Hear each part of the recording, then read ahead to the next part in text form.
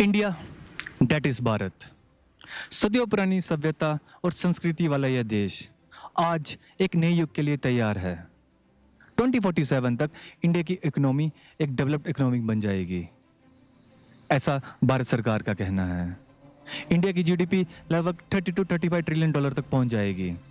India के लोगों की स्टैंडर्ड ऑफ लिविंग काफी हद तक बेहतर हो जाएगी। ये केवल आर्थिक विकास नहीं, ये विश्व मंच पर भारत की एक नई पहचान है। हर नागरिक का साहस और समर्पण इस इतिहास को रचेगा। लेकिन एक बात जो मुझे बार बार परेशान करती है, जब भी हम डेवलप वर्ड का यूज करते हैं कि इंडिया डेवलप्ड इकोनॉमिक हाउस बन जाएगा, सुपर पावर बन जाएगा, पर एक्चुअल में डेवलप का मतलब क्या है? क्योंकि जब मैं दुनिया के one of the developed nation America को देखता हूँ तो मुझे एक और कहानी दिखती है, जहाँ मटेरियल प्रोग्रेस तो है पर इंसान अंदर से थोड़ा खोखला दिखाई देता है।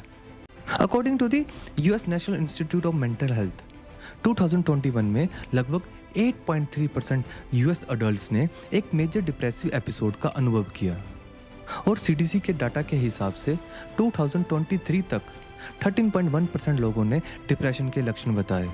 सिर्फ इतना ही नहीं, यूएस पब्लिक स्कूल में 2021 और 22 के दौरान 8,57,000 वायलेंट इंसिडेंट रिकॉर्ड हुए और 67% स्कूल ने कम से कम एक वायलेंट केस को रिपोर्ट किया। चिल्ड्रन के बीच फायर आर्म मौतों ने पिछले दशक में 87% तक इंक्रीज देखा।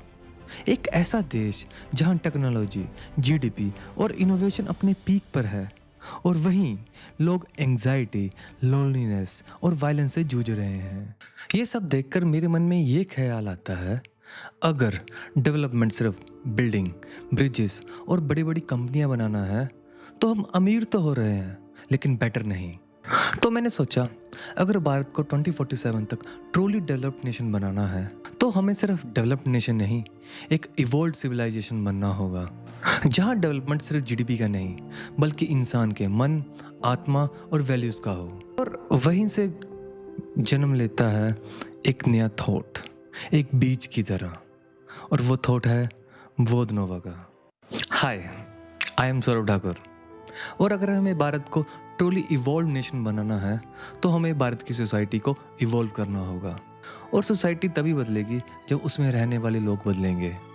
इसलिए मेरा मिशन है 2047 तक 1 मिलियन लोगों को बोध नोवा स्टेट ऑफ माइंड तक पहुंचने में हेल्प करूं, क्योंकि मेरा विश्वास है जब 1 मिलियन लोग इवॉल्व होंगे, उनका कलेक्टिव कॉन्शियसनेस पूरी सोसाइटी को ट्रांसफॉर्म कर देगा, और जब सोसाइटी बदलेगी तब भारत अपने अंदर से भी विकसित हो जाएगा, सिर्फ इकोनॉमी में ही नहीं बल्कि सोच में भी।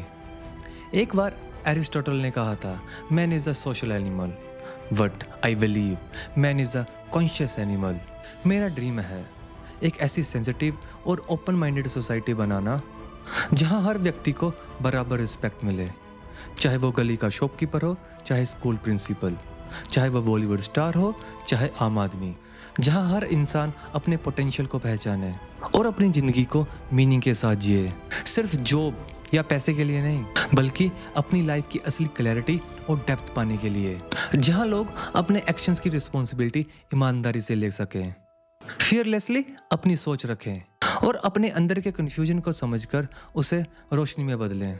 और ये तभी पॉसिबल है जब हम सब लीडर्स, स्टूडेंट्स, टीचर, प्रोफेशनल, किसान, सभी लोग मिलकर बोध नोवा स्टेट ऑफ माइंड तक पहुंचे। तब एक नया भारत पैदा होगा जो सिर्फ डेवलप्ड नहीं, ट्रूली इवॉल्व्ड होगा।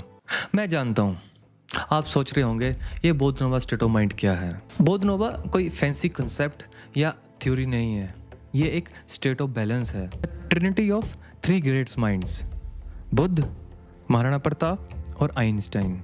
बोध नोवा में बुद्ध की शांति है जो इंसान को अपने अंदर देखना सिखाती है। ये इनर क्लैरिटी और माइंडफुलनेस का प्रतीक है, जहां इंसान अपने मन के हर इमोशंस को जानता, ऑब्जर्व करता है और उसे निखारता है और सबके लिए दया रखता है। Because without awareness there can be no freedom. Buddha की शांति को जीने के लिए महाराणा प्रताप का साहस जरूरी है। महाराणा प्रताप मॉरल करेज के प्रतीक है जो इंसान को अपने वैल्यूज के लिए खड़ा होना सिखाता है, चाहे पूरी दुनिया उसके खिलाफ हो।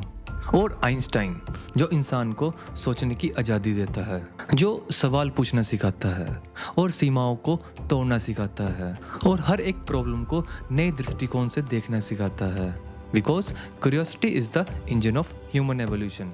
और जब ये तीन धाराएं मिलती है, बुद्धा की शांति, प्रताप का साहस और आइंस्टाइन की क्यूरियोसिटी, तो एक नया इंसान जन्म लेता है, इवोल्व्ड, कॉन्शियस एंड फियरलेसली क्रिएटिव।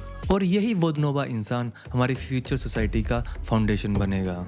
एक ऐसा भारत जहां डेवलपमेंट सिर्फ रोड्स और जीडीपी की नहीं, बल्कि हर इंसान के मन और आत्मा की होगी, जहां लोग अंदर से भी उतने ही विकसित होंगे जितने बाहर से। अब ये सवाल उठना लाजमी है कि इतना बड़ा बदलाव मैं अकेला लाऊंगा कैसे?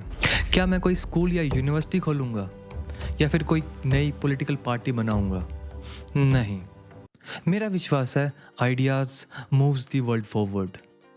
दुनिया को आगे रिसोर्सेज नहीं, आइडिया बढ़ाते हैं। रेवोल्यूशन तब नहीं आता जब कोई फैक्ट्री लगती है, रेवोल्यूशन तब आता है जब कोई सोचने का नया तरीका देता है। हर बदलाव कोई रिसोर्सेज से नहीं, एक आइडिया से शुरू होता है। कभी हम वायर से बंधे हुए थे, एक जगह पर रुक कर ही बात कर सकते थे। फिर एक नया आइडिया आया, वायरलेस कम्युनिकेशन, और दुनिया बदल गई। एक आवाज़ वायर से नहीं, सोच की गति से चलती है। एक छोटे से आइडिया ने डिस्टेंस नाम की सीमा ही तोड़ दी। अगर मैं आपको एक और एग्जांपल दूं, कभी व्यापार गेहूं, चावल और सोने से होता था।